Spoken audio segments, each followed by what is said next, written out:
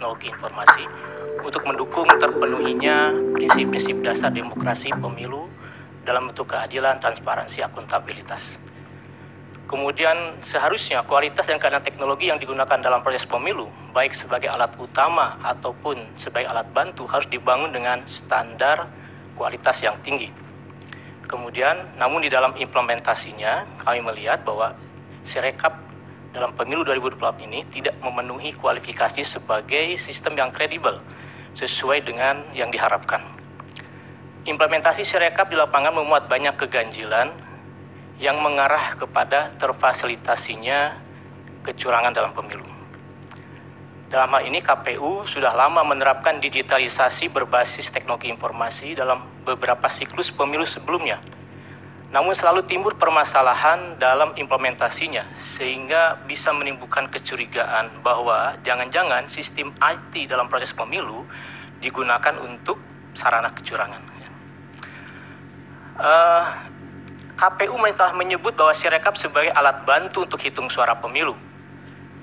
Tapi dalam persepsi teknologi informasi, sistem informasi, Sirekap seharusnya menjadi alat utama untuk validasi dokumen sebagaimana telah diimplementasikan oleh banyak negara.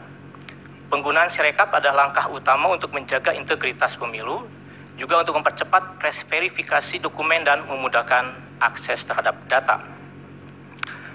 Beberapa hal terkait dengan Sirekap juga, bahwa walaupun sebagai penyataan sebagai alat bantu ini, sebenarnya kami melihat itu sebagai sisi aspek hukum, karena kalau dari sisi teknologi seharusnya Sirekap pada alat utama, karena di dalam Sirekap itulah semua data terkait dengan rekapitulasi tersedia dan juga menjadi alat untuk publikasi sebagai bahan transparansi kepada publik.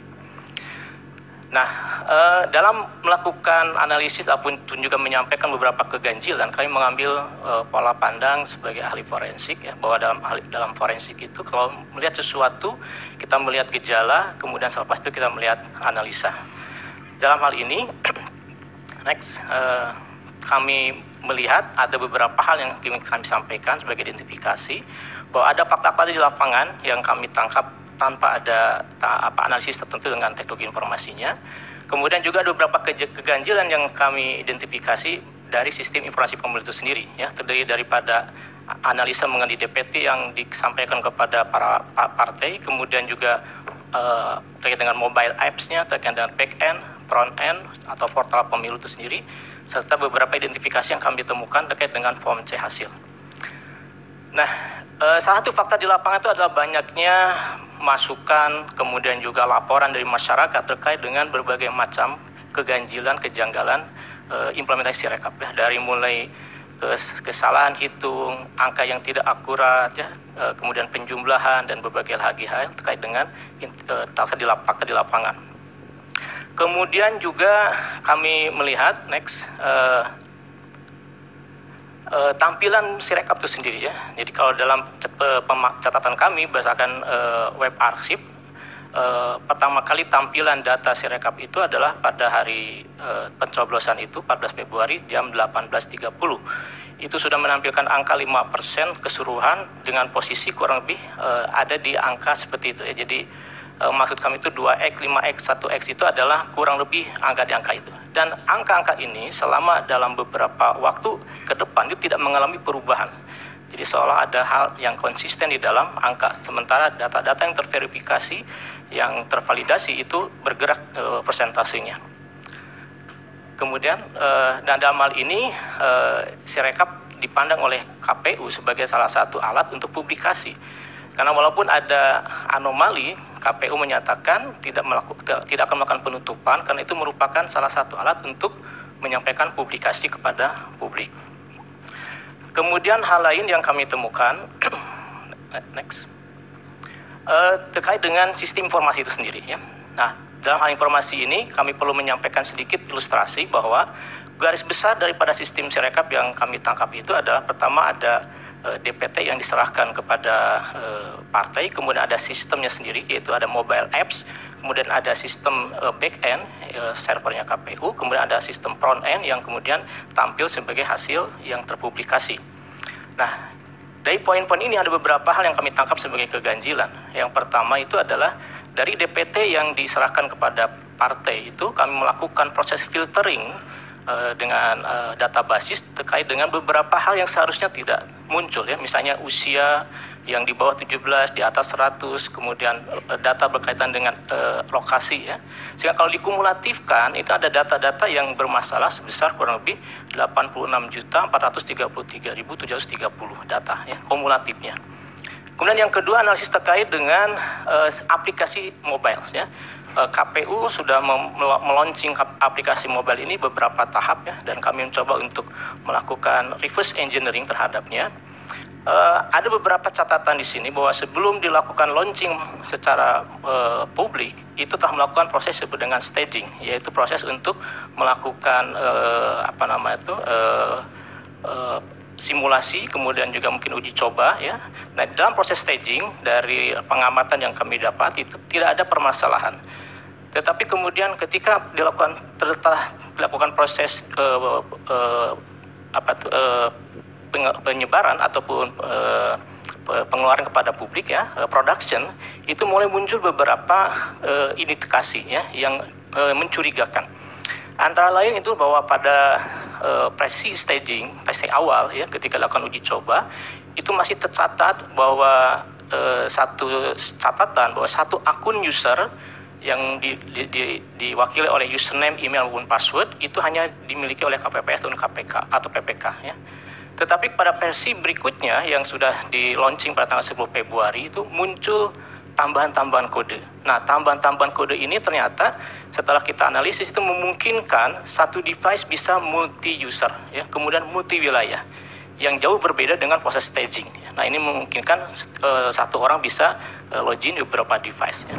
Di sisi lain juga di versi yang terdeploy ataupun terproduction pada tanggal versi 241 itu ada temuan mengenai bypass security. Ya.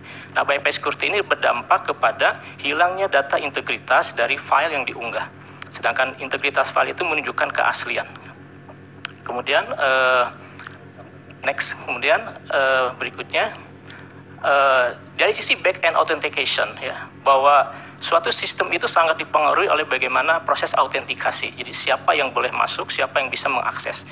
Nah, kami menemukan satu keganjilan dalam hal ini bahwa ternyata sistem yang dibangun itu menggunakan tools yang kualitasnya itu adalah lower class open source ya, dan memiliki banyak kerentanan ya. Tidak selayaknya sebuah sistem yang dibangun untuk kepentingan yang besar ini menggunakan sebuah tool untuk kepentingan autentikasi yang kelasnya itu adalah lower class open source ya. Nah, seharusnya memiliki satu rujukan kepada sistem yang kepada teknik ataupun tool autentikasi yang lebih valid, yang lebih terjaga, terjamin. Berikutnya, kemudian next lagi,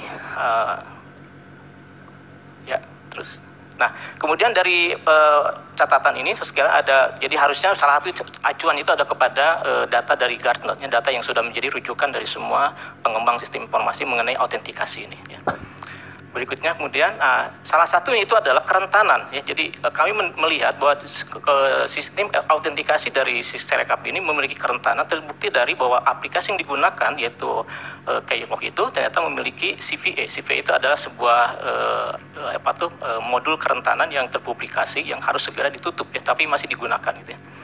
Berikutnya, nah di sisi lain terakhir kita mencoba untuk melihat data-data keganjilan dari sisi web yang terpublikasi dengan menggunakan teknik web scraping. Ya. Nah, dalam web scraping ini beberapa hal yang bisa kami sampaikan sebagai keganjilan itu dari mulai dari mulai misalkan saja jumlah DPT, kemudian jumlah suara yang melebihi seharusnya, kemudian juga suara sah yang melebihi seharusnya. Ini beberapa catatan-catatan dari hasil web scraping ya. Jadi selisih suara yang tidak sama, kemudian penjumlahan yang tidak sama itu yang kami dapatkan dari proses web scraping.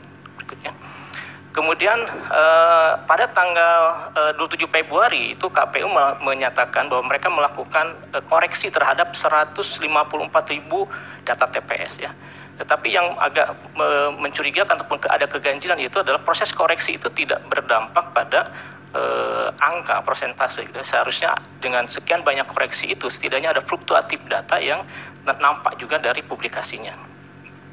Kemudian next lagi. Dan salah satu yang terakhir yang kami identifikasi sebagai ganjil itu adalah ketika kami mencoba untuk melihat data yang kami download, yaitu C1 hasil, dan dari proses identifikasi mengenai data tersebut, salah satunya yang mencurigakan kami itu adalah terkait dengan ada nama yang sama ternyata tanda tangannya berbeda, ya. Itu bisa terlihat dari ketika kita mendownload data C1 hasil tersebut, kita kemudian verifikasi nilainya ataupun tanda tangannya.